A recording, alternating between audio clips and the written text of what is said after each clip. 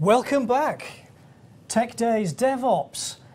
Big ask from me. So Andrew and I have got some friendly rivalry. I am desperate to beat his viewing figures. So tweet your friends, get people to sign in and come and watch. We've got a great day. We've got fantastic speakers. And speaking of fantastic speakers, sitting with me on the couch now is Taran Arora, who's going to talk to us about release management and Octopus Deploy. Taran, why don't you introduce yourself? So I'm the guy today with the bow tie, and just purely because that's what's going around here. Everyone's got a bow tie. It's the bow tie day today. We've got to dress well. The DevOps gentleman, right? Hi everyone, my name's Taran. I work in Avanade UK as a manager for DevOps and ALM. So this is just another day in the office. Yeah. I've recently written a book on TFS 2015, which talks about how to practically apply DevOps in the enterprise landscape. And there's a discount code that's available on the screen that you guys can benefit from. If you order the book during the session, there's a flat 50%. And so today, I want to talk about DevOps, but not just from the perspective of the tooling that Microsoft offers, but then also from the angle that if you guys are already invested in tooling that's non-Microsoft, then how do you all bring it together and integrate so that it works better together rather than being in isolation? So that's where the Octopus Deploy comes in, and we'll look at the integration that's available. And then towards the end, we'll talk about Chef, because a lot of people use Chef to manage the infrastructure, whether it's cloud, on-prem, Linux, or Windows as well. And then we'll touch a little bit about Azure Dev Test Labs as well, because that's really picking up. And just from Damien's session, people looked at the ARM templates, and we'll see how these ARM templates can plug into VSTS and just allow you to deploy infrastructure as if you were deploying code. Okay, that's great. Great. So let's get started. DevOps, there's the other tool syndrome. Customers I talk to tell me, we love VSTS, it's fantastic, but we can't use it because a few years back we invested in this tooling that looked really awesome, and look, we've invested so much, we've got our entire landscape automated now. It doesn't make sense to unplug and replug, or it doesn't make sense to do the migration. And so what VSTS has really done is it's opened up this amazing integration story into the ecosystem where whether you're using TeamCity or you're using Jenkins or you're using Octopus Deploy, you'd be able to see the two-way integration where not only can you see the data being published from VSTS available into Octopus Deploy, for example, but the data available in Octopus being pumped back into VSTS. So we'll cover a little bit of that during the demo. Okay. The second thing I want to touch on briefly is infrastructure has mostly in enterprises been seen as it accommodates running the infrastructure, the application, but that's not really the case anymore. Infrastructure has to be looked at as code. And if we talk about the modern software craftsmanship implementation technologies, such as Azure, for example, where you're storing your infrastructure just as ARM templates, which can go into version control, which can be code reviewed, and then they can integrate into your build and deployment process. So it's all about software, and we shouldn't really look at infrastructure as tin and can. Yeah, I mean, I spend a lot of my working day trying to eliminate the variance between what the devs use as their environment and what we use in production. I think that whole sort of ARM template infrastructure of code, Chef recipe is a really great way of doing that, because at the end of the day, the only difference we want between dev and live is scale, right? Correct. And just to touch on that point as well, is when you deploy your application, but before that, you deploy your infrastructure from scratch, you guarantee that whatever you have in your application, the frameworks or the dependencies are tested every time. But if you deploy to that infrastructure that someone in the other team created for you 5 years ago, guarantee that next time you do a deployment, you're going to run yourself into some trouble. Yeah. Like you said, it's worth deploying infrastructure and software together. And then the last thing I'm going to touch on is managing desired state. It's not about writing scripts to install IIS. It's not about writing these point-blank scripts to set up ASP.NET 4.5 and then do this and do that. It's more about the state-driven scripting terminology that we need to focus on. So rather than defining how software needs to be installed, we should go into the mode where we specify how the server state needs to be desired, and PowerShell and Windows are mature enough to work out where the current state and the desired state differ, and then work out what scripts need to be installed to bridge that gap. And while Chef does it, Microsoft Azure does it fantastically with the DSC implementation. So we'll look at that as well. So as I said, not too many slides, definitely a lot of hands-on demo. So shall we just jump into it? Absolutely, we love hands-on demos.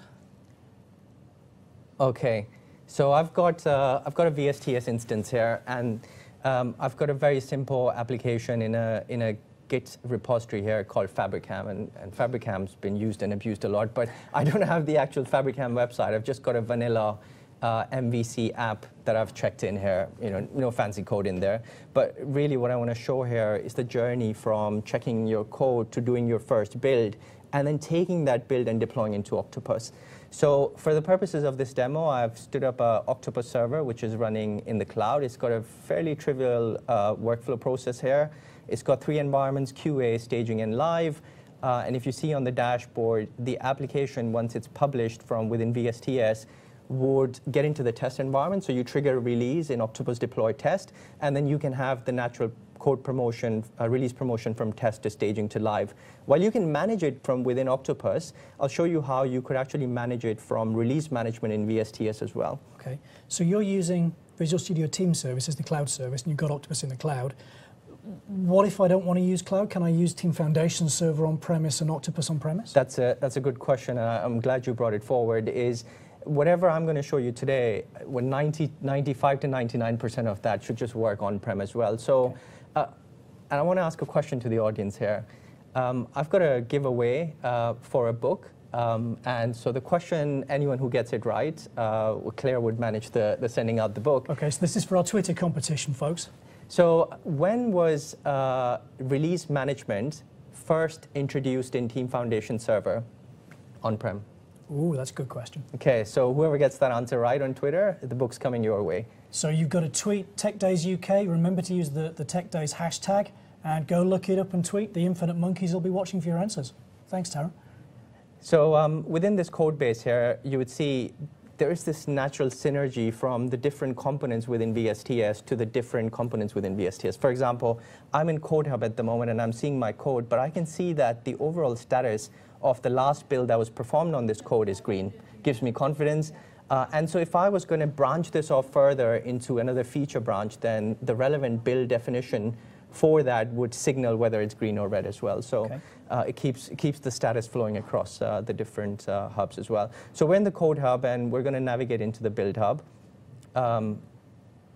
And within the Build Hub, I've got a few build definitions. When you click the plus button to create a new build definition, you get all these templates that you can use. And you can see that Microsoft's not favoring just one product type. It's quite open. You've got these templates for Android, for Java users, Ant, Maven, and if you're Xamarin, then you've got templates for that as well. Okay. We're just going to use the vanilla Visual Studio template, and it gives me the options to either take the code that's hosted within VSTS, or take the code that's coming from a different repository like Git, or maybe Subversion, or a private Git repository that I'm hosting myself. And that's the better together story I'm talking about. Whether you're doing your coding in GitHub or whether you have your own private repository, you could still use VSTS to compile your code. Okay. And then, because I'm storing the code within VSTS, I've selected the repository and the branch, and I click Create. And as I click Create, what I see here is what I could use right away to get a status of my build. I don't have to do anything additional. The template is pre-set up with pointing to the right repository. As you can see in the repository tab here, it's already picked up my repository settings. And in the build, the right level of tasks have been added for me to at least get a compile process and a test process flowing. Now, once you've done that, you're able to do your continuous integration within VSTS. But because you're using a system like Octopus Deploy, which is primarily focused around deployment, so it takes over from after the build has been finished, takes the out product, and then runs a deployment on top of that. In order to start the integration, you have to use some of the MS Build parameters that Octopus introduces. And what I want to show you here is the Visual Studio Marketplace. So if we click on Browse to the Marketplace, we get navigated to marketplace.visualstudio.com. And so with Visual Studio, the ecosystem is very rich because the endpoints that Microsoft has introduced, the API is quite rich and allows you to build that level of integration. The whole community is chipping away, writing these great extensions. So if you haven't looked at the marketplace yet, I'd strongly urge you do.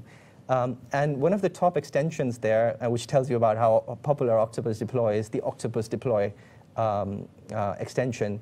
And if you navigate into this, you can see this template allows you to package your application. So to compile your application within VSTS, but package it away and push it into Octopus. Okay.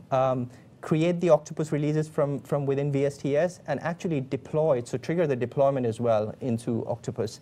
The examples are fairly straightforward, but let's see this in action within our build process definition.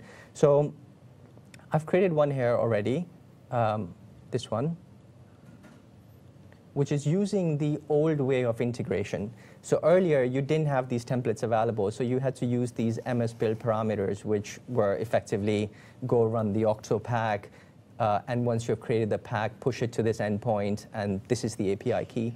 But now that this extension is available, you could click the Add Build Step button, and if you go into the package section, you would see you get these new two tasks. One is package application, and one is push package to Octopus. Okay. So let's add these. And what you're asked here is, I'm going to create a package. Where's the source code? What is the package ID you want to use? And so this is where the integration becomes all the more better. I could run the build in VSTS, take the VSTS build ID, use the same ID in Octopus. So I've got that integration, though I'm talking across two systems. Right. So by naming this build.build number, whatever the build number of the VSTS build gets handed over to Octopus as well. So that gives you traceability, right? That you can see which build have we just deployed through our Octopus deploy. Correct. Yeah, okay. And then you can specify what the source code path is that you want to compile to create the package. So think of it this way, right? You may have a bigger process within VSTS where you're compiling a lot of modules and doing a lot of stuff, but maybe just one of these modules or packages needs to be handed over to Octopus. So it gives you the ability to sort of narrow down the path here and not take all of the code that you don't need. Okay. And then you get the NuGet specific parameters as well. So if you want to specify who authored this, this specific definition, so you could use one of the pre-configured variables like requested by and stuff like that. And if you wanted to pass what branch you're using, what commit ID, all of these variables are available. If you navigate to the variables task and browse to this list of predefined variables, you can see these variables and use them. And so this is some of the other configuration. And then you have to specify which server you want to push the package to, because VSTS will allow you to push to Octopus once it knows where Octopus is. Yep. And rather than manage that as some hard-coded string, VSTS now gives you the ability to manage services as endpoints. So if I click on the Manage link, I get navigated into the Team Project Services page, where you see I've got a whole collection of endpoints that I can add. So if you want to deploy to Azure, for example, you don't need to hard-code stuff. You can store that as an endpoint. And the benefit of storing it as an endpoint is you get to apply permissions as well. So I can allow someone to have read access. I can allow someone to be the administrator of that endpoint as well. So in this case, I've defined an endpoint for Octopus Server, which is just simply taking a generic endpoint, specifying the server URL of Octopus, and then the username I want to connect with. And after having done that, you can see Octopus Server shows up as a drop-down. You can specify the path to the package, and then gives you the ability to override the package should there be conflicts because of the same version. Because sometimes a build may fail at a certain step, and you may want to rerun it, but have the relevant package in Octopus overridden. So let's go back, let's undo this, and let's just queue this build. And if we go over to Octopus with C, within Octopus, we've got the application set up, namely Fabricam Core. And while I was testing it yesterday, I deployed version 1.12 on this environment. Now, if I go back here, you see I'm not even deploying infrastructure to run my CI process. I'm using the Microsoft hosted agent. As you can see here, the hosted agent. Every VSTS account gets about 200 and something minutes of build free. And you can obviously hook up your VSTS subscription to Azure and buy more minutes, or just set up your own agent to do the CI process. So while this is running, do you want to? So I was going to say, we tend to use a bit of a mix of on-premise and cloud-based agents, and what we find is that boils down to what do I need to build? Yeah. What's your experience of that? You finding that most of your customers are okay using the cloud services, or are you finding very much a pick and mix? Well, some of the banks aren't. They're still cloud, but but there are some applications that have a bit of legacy where the core components needed to compile the application cannot be exposed as NuGet packages. Right. So there's no way of pushing the compile time dependencies on the hosted agent, which means you have to stand up your own server. But when we look at how the technology has modernized, creating infrastructure by layering these dependencies via some sort of packages or via some sort of script is fairly easy now. Mm-hmm. So while you still are setting up a physical server, you've got scripts that can be run to set up that server fairly easily. Right. So the build's completed. Now, if we look at version 13 and we go over to Octopus. So that sounds like an unlucky one for a demo there, Tara, version 13. Quick sacrifice a chicken. So if we go into, not today, today's the lucky day. Sacrifice a penguin. So within the library, you'd see we've got Fabricam Core and we've got version 13. So if we navigate in here, we can see version 13 has been pushed across to Octopus. Okay. And you can see it's the outproduct of the build that we did on the 19th. So that's the first level of integration, where you're pushing the packages across and carrying the same DLL versioning. Now, you've done the build, and you want to do the release management within VSTS. So if we navigate within the release tab in VSTS, you would see that a lot of the artifacts that are available in the build hub just happen to appear again in the release hub. And sometimes I get this question where, if I can deploy, if I've got the deployment tasks available within the build hub, then why am I doing my release from the release hub? But what we have to remember is that release is much more than just deployment. Yep. Release is about having a process, a little bit of a process approval, maybe some ownership of who owns that environment, maybe some emails and notifications flying around should releases go good or bad. And deployment is one process within your release pipeline, but the release pipeline could have more to offer. Exactly. I think of it as build is creating the bits, and yeah, it could deploy, but as soon as you have multiple environments and multiple stages that we've got to push out through, that one single build isn't a good place to put it, is it? Because we want to advance through those phases. Correct. And so when you click into the release hub, you get the templates, or you could start with an empty template. In this case, let's take one that's available already. And see the OSS tooling I talked about, you see Jenkins available here. So if you're still keen on picking up a package from Jenkins, because you've got investment in Jenkins, you could do that. In this case, I'm using the VSTS build, because that we've already pumped away to Octopus. Mm-hmm. And let's create this release. You would see when you come into the release page within VSTS, you get environments and you get tasks. So environments are effectively like a release environment. You could have tests, you could have staging live, and in your organization, if you directly go from dev to production, then you might just have two. But if you are more a process-driven company where you have a lot more environments, then you can manage that. But to help you fast-track the implementation, once you set up a pipeline of tasks for an environment, you could save it as a template, or you could simply clone it, which means you don't have to go through the same hit and try mechanism effectively. Yep. Okay. Now, where this is really great is if in your organization you're doing a lot of web deployments, and you champion the process of setting up web deployments using this, make that as a standard template for others to just plug in and go forward with. Okay, that's a good tip. So because we were talking about Octopus, let's focus on Octopus here. So let's name this environment test, and let's add the Octopus task. So when I click Add Tasks and go to Deploy, I will see that I have a Deploy Octopus Release task. I've got a Create Octopus Release task as well. And so Create Octopus Release so let's put it this way. Deploy Octopus Release is a subset of the Create Octopus Release. Okay. And the reason you've got these two separate tasks is in some organization, after you've created the release, they may have some manual steps that they undertake before the release is kicked off or triggered. or you tend to carry out some automation testing on other environments. So giving you the ability to split this into 2 separate steps sort of helps you put in the additional process you may have. Okay. But if you tend to create the release and deploy it at the same time, this template also gives you a section to trigger the deployment at the same time as well. So I'm gonna open up one release template that I just created before the demo, which has these 2 tasks configured.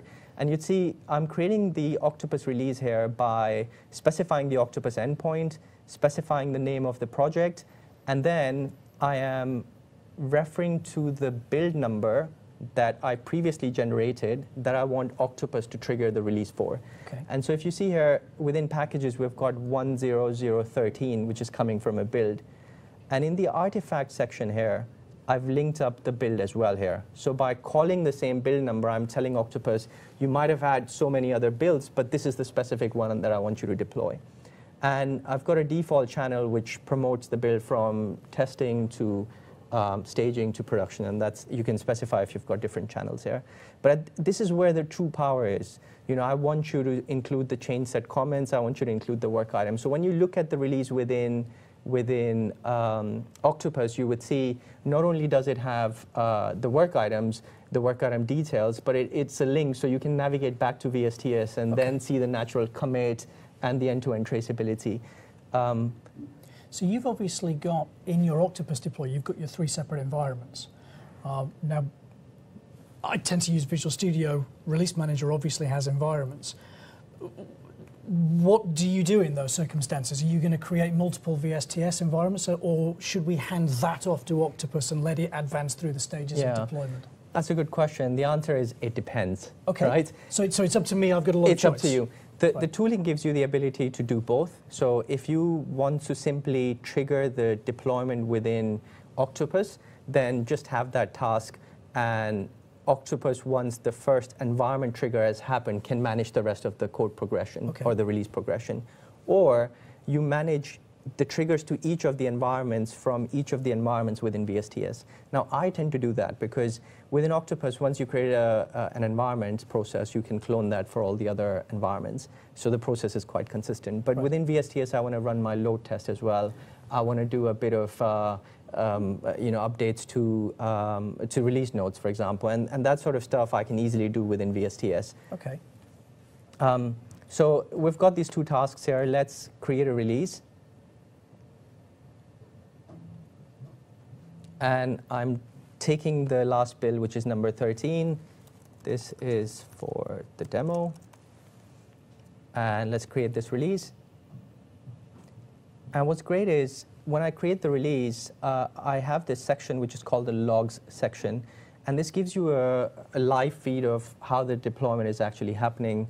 And as you can see here, it's at the moment validating the artifact, which is the build, making sure that that's relevant, initializing the repository, and then after that, it's sort of downloading the artifact, and then it's going to make a call to Octopus to validate the endpoint, and then tell Octopus to start the deployment process. But it's not a start the deployment process and I've got no knowledge. It's a, ooh, the deployment failed. So I was just going to ask that. Is it going to retrieve the telemetry from Octopus so through that single pane of glass I can see what the deploy is doing? Yeah. Or would be doing? Yeah. So I told you 13 was a bad idea. So while you can see here that it's managed to find the connection with Octopus, and then it's sort of found the environment and it's found everything else. Release 13 already exists for this project. Please use a different version. Okay, so I know the reason why it failed, because what I have set up here is that as soon as the build completes within VSTS, that the release is triggered. And so if we look within the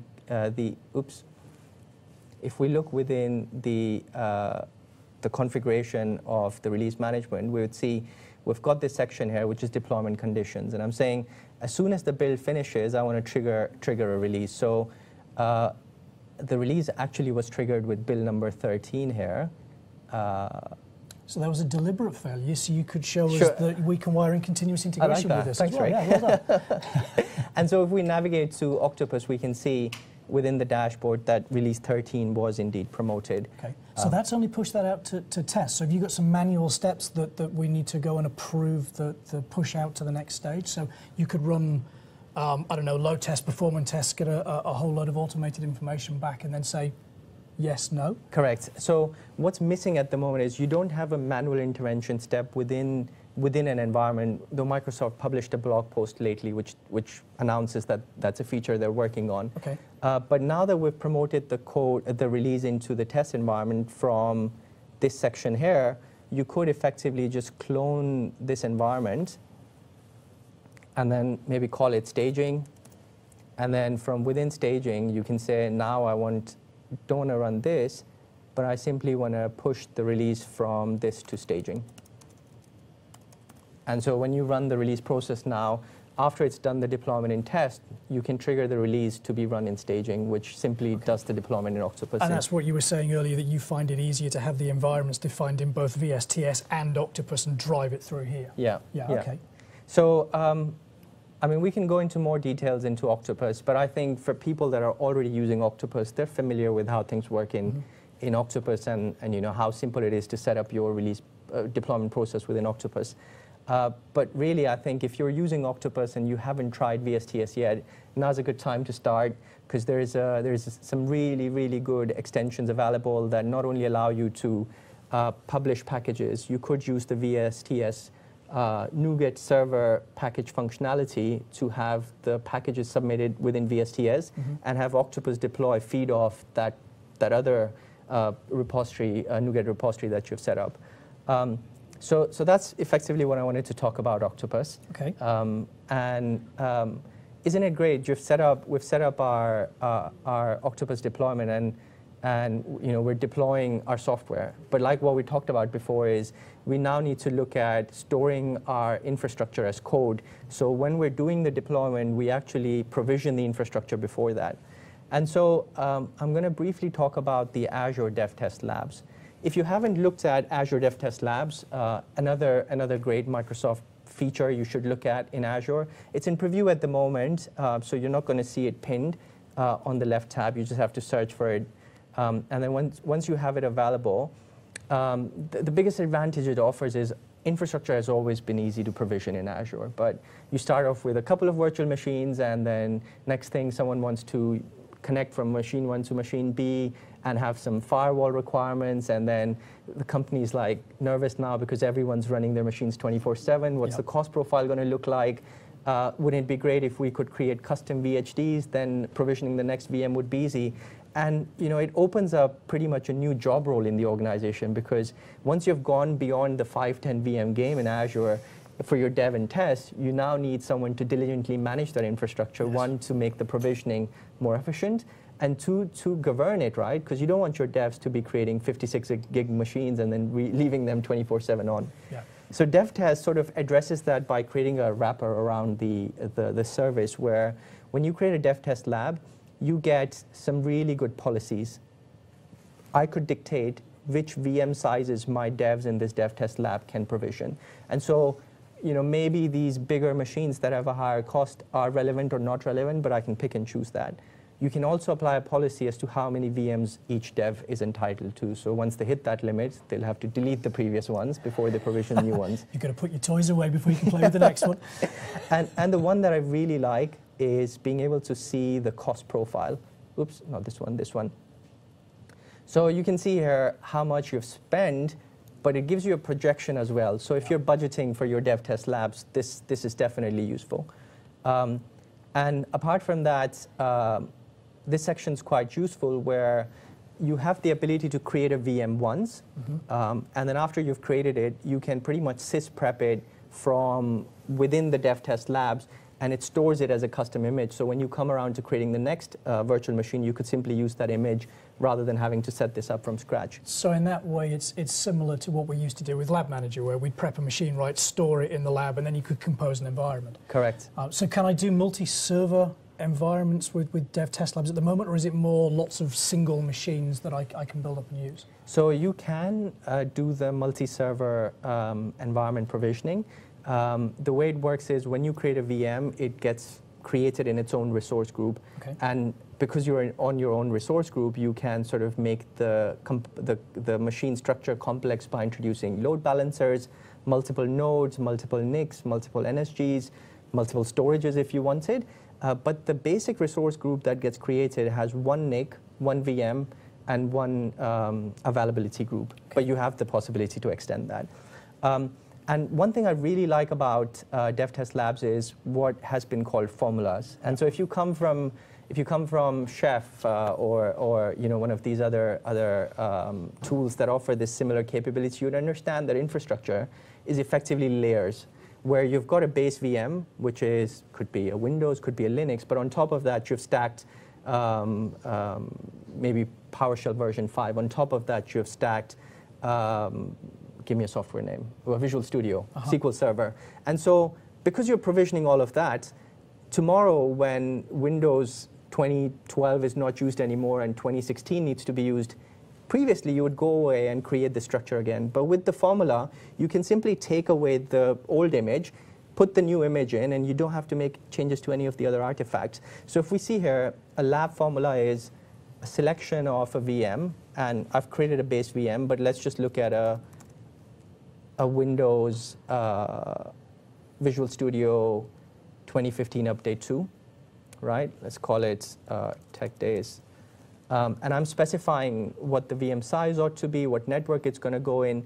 But after that, I've got the artifact section where I can say, and on top of this base VM, I want you to put 7-zip, I want you to put Fiddler, and I want you to put Chrome. And so if you're going to do some browser testing on this VM, you can pre-add Chrome, i.e. Edge, Firefox, and all the other browsers. And every time you create that image, create that VM from this formula, I will provision the VM and then layer these others on top. So tomorrow, if you wanted IE 9, 10, 11, or tomorrow you might not need them, you can take in and add them as you need them. So what you've got there are all artifacts that are provided by the DevTest Labs team, right? So what if what I'm provisioning, I need to install maybe libraries that are part of my project? Can I put my own artifacts in those? Can I wire that into what you've just shown us with the whole release management? That's a very good question. So if you are looking for a package that's not available within the DevTest artifacts, then you can use Chocolatey. And Chocolaty's got a millions of packages, millions is too much, but hundreds and thousands of packages that the community is developing. Last night I looked, there's a package already available for SQL 2014 on Linux deployment. Really? So that's cool, right? Yeah. Sorry, 2016 deployment. And then back to your question, if you've got your own software you want to plug in, then what the DevTest Labs give you is the ability to create your own artifact repository.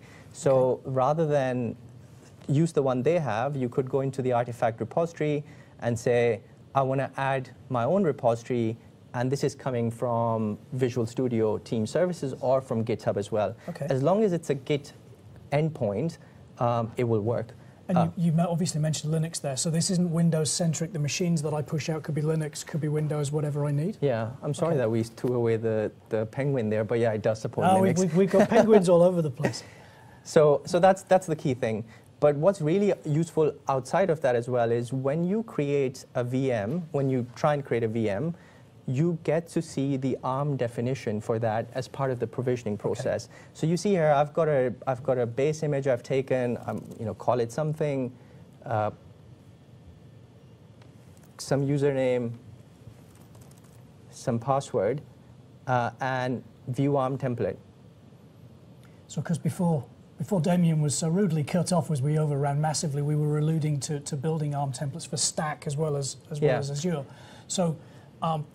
We can start to see with this why it's important to learn those. I can use them in DevTest Labs. Can I use the same templates in the release management to push out I'm exactly going to show you that next. Fantastic.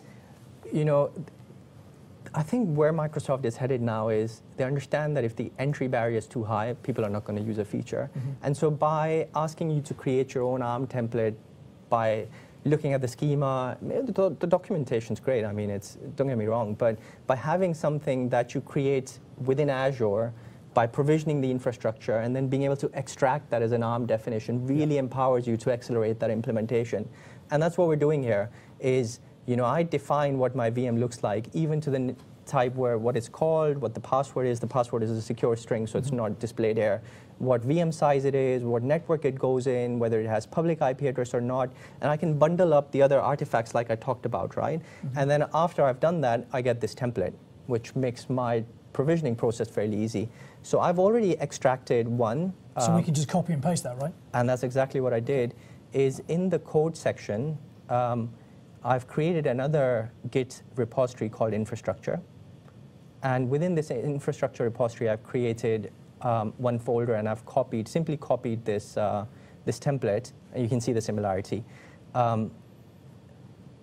And what I'm going to do now is I'm going to use a new extension that the DevTest Labs team has introduced for Visual Studio Team Services Release Management to simply take this ARM template, specify the parameters, and then provision the virtual machine. Okay. So before we run out of time, let's quickly look at that.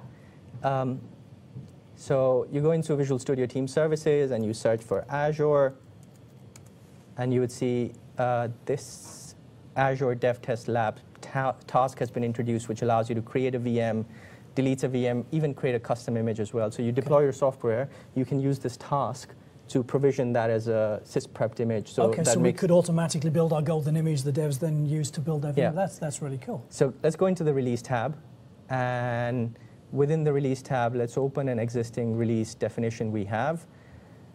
And I've got a test environment. I'm probably running a couple of Octopus deploys. Let's disable that for a second and add a new task in the deploy section, Azure DevTest Lab Create VM. And you see, it's asking me for an Azure ARM subscription. I've already created one, but like I said, you could go to the Services tab, define an endpoint, and then it will start to show up here. Now, my lab name is searched based on the subscription I choose, so I can see the lab that we just saw. And we can have multiple labs in a single subscription, can't we? So we can put lots of dev teams all working together. And now it's asking for a template name. Now, when I click here, I realize I can't refer to it because it's in a Git repository that I did not include as part of the build process. That's a bummer. But what Microsoft's done in the last sprint of VSTS is they now allow you to link Git repositories as artifacts as well. And this is fantastic, because if your infrastructure folks are working on an infrastructure repo and they've got nothing to do with build, you can simply import their Git repository as an artifact and refer to it within the release definition process. Okay, so they can rev that template completely independently of we the devs and grab it as we need it. That's great. So I've got my team project.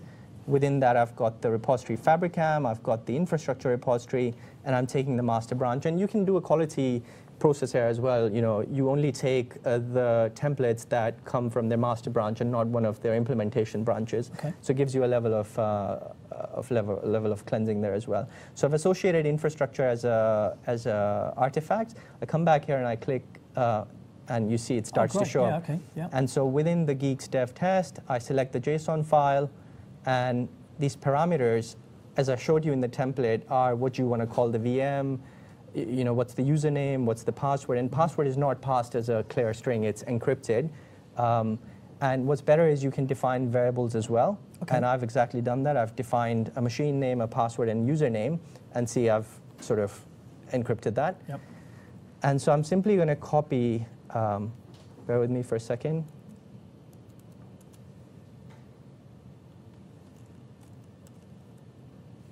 Simply going to copy the variables. Save this step. And once this process runs, I want DevTest to return the machine name as well, because you might have another step in here which now wants to deploy on that machine. So you would take that variable, and then you can use that in the next task. So let's very quickly create a release for Tech Days. You know, we have to take a build number. We have to take whatever commit version of Git we want to use. Let's create this. And let's look at the release itself. Now, another thing I want to show you before, while this is running in the background, is within the release process, what I've done is I have created variables, right? And what you can do is you can use these variables to be shown to you at the time of creating the release. So at the time of creating the release, if you want to call this VM something else, then you can change the values of the parameters as well. Okay, right, yeah. So we can create, for example, 99. And so if we go into the logs, we would see it's downloading the infrastructure and it's creating an Azure Dev Test Lab VM. And then let's navigate our way to the portal here. Let's look at settings. Let's look at all VMs. There we go. Oh, fantastic. It's updating it. So what it's going to do is it's deploying the machine, and then after that it's going to apply the artifact. So, you know, if, for example, you wanted to run Chef, you could run the Chef client extension with the deployment of the VM, which means once you've done that, your VM would start to show up as a node within Chef in Dev Test Labs. And so if you had a DSC definition defined for any new machines that get linked up to Chef, run IIS deployment or run ASP.NET 5 deployment, then that process can be managed from here as well. Okay. So the power of VSTS is not just about, you know, coding, it's just not about doing build, it's just not about release, but the whole game's changed with being able to plug in into other tools, being able to have that natural integration with Azure, and then empowering you really to store infrastructure as code and you know, run your quality processes, no matter how complex or simple they are.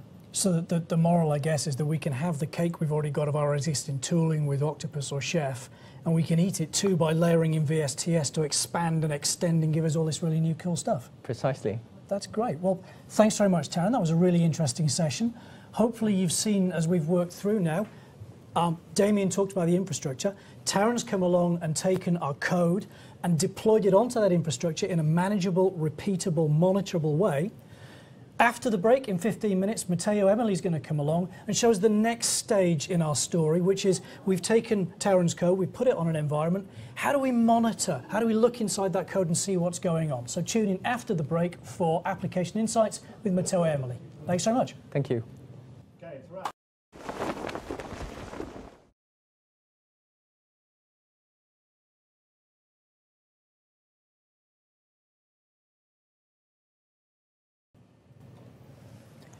Welcome back. Tech Days DevOps.